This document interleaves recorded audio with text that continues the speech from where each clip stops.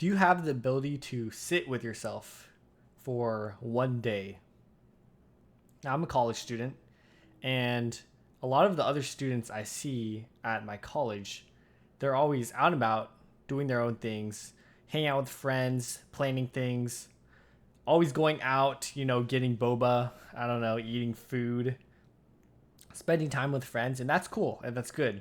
And especially the freshmen, they're always going crazy, right? I'm a junior, I'm an upperclassman, so I've been here for a couple years, and I'm probably, one of the more antisocial people.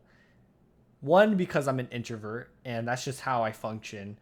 But two, because I actually like spending time alone by myself. And I feel like it's not too uncommon for an introvert like me. Wait, there's fucking fruit flies in my room. Okay. Anyways, I got off track there. Um, I feel like it's not that uncommon for introverts like me to like spending time by themselves because we have a social battery, and if we spend too much time socializing and hanging out outside of our normal environment, which is, indoors like this by ourselves, we get drained and we need to recharge. And for me, I recharge by sleeping and watching YouTube or playing games by myself, and I find it very enjoyable. But the reason why I'm asking this question, can you spend one day by yourself? Or can you even sit with yourself for an hour? Is because a lot of people can't do that, right? They can't just like sit like this, even stare at a wall just for an hour. They don't have that ability because they're always like so anxious. They need to do something, right? They feel like, oh, I need to hang out with someone. I need to go out and do something. They can't they don't have that ability to just kind of sit by themselves in their own thoughts.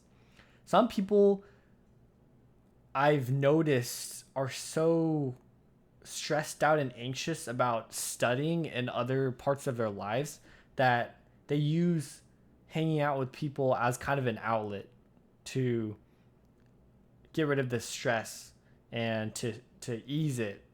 They might like party, or they might rave, or they might always go out and get drinks or eat food or go to some, crazy event just to get their mind off something that they can't bear sitting with themselves with the idea with for like even a couple minutes. But I feel like it's unhealthy to do this because it's kind of like avoiding your issues instead of facing them head on. When I'm stressed, I do the opposite. I don't try to distract myself from the issue at hand. I just think about it so much to the point where it becomes dull, or I kind of figure out like a solution to the problem. An example might be I'm super stressed over me doing poorly on like an exam, right? I had a midterm this quarter and I didn't do too well on. I got like a 60%, right? It was worse when I after I took it because I was like, wow, I really bombed the shit out of this exam. But and I thought I got like under a 40% on it. But when I got it back, I got a 60%.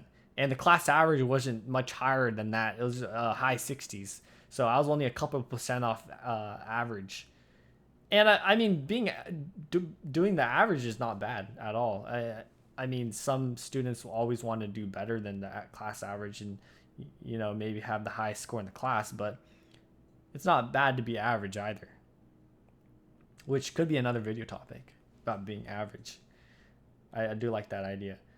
Anyways, um, yeah, so after I took the exam, the moment after, I kind of felt like shit because I was like, wow, I really understudied for this exam.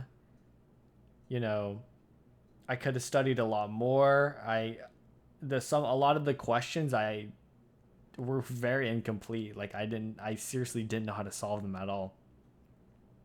So I felt like shit for a little bit after. And normally someone might try to distract themselves from this bad exam by going out with someone or doing something else, right?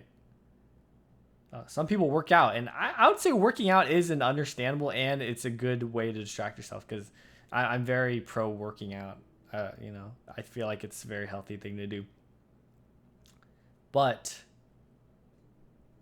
for me, I just kind of thought about it, and the solution or the conclusion I came up with is, well, you did poorly, right?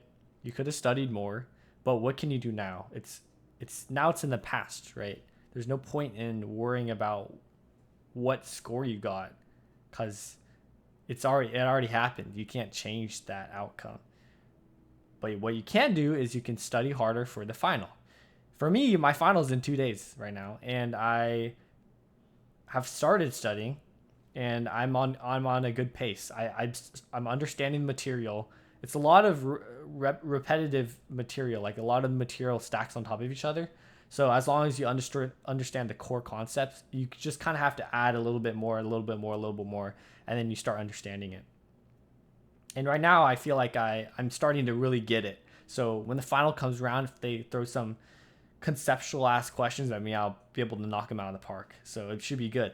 And I feel like I can probably get over an 80% on the final, which would be cool. It would be cool to ace it, of course. I That's going to be hard because the class is not the easiest, but I'm definitely more prepared than I was for the midterm. But again, sitting with yourself. I do it a lot. The funny thing about me is I genuinely just like being alone a lot of the time. And there's this very distinct notion between loneliness and being alone. Loneliness is bad. You don't want to be lonely. Lonely is when you have the desire or need for social interaction, which can be good for you, and you should try to actively seek because you're lacking of it. You're lacking it.